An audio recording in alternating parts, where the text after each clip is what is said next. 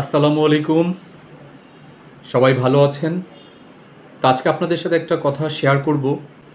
এটি হচ্ছে আমরা যারা ব্যাংকে মাস্টার কার্ড, ভিসা কার্ড বা ব্যাংকে যেসব কার্ডগুলো আমরা করে থাকি, সেই সব কার্ডে আমরা যদি কার্ড অ্যাক্টিভেশন করতে যাই বা কার্ডের কোনো সমস্যা হয়, সেটি আমরা সমাধান করতে যাই, তো আমাদের কল সেন্টারে ফোন দিতে হয়।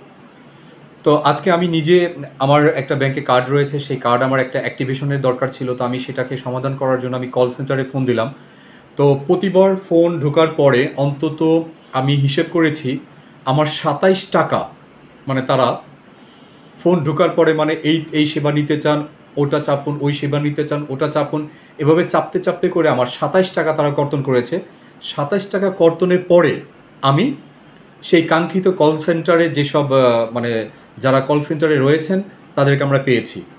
তো এই বিষয়টা আসলে আমাদের ব্যাংক কর্তৃপক্ষেরও কিন্তু ভেবে দেখা উচিত যে অন্তত কল সেন্টারে কল করাটা যেন ফ্রি একটা ব্যবস্থা করে, অথবা সেখানে সামান্য একটা মূল্যে ব্যবস্থা করে।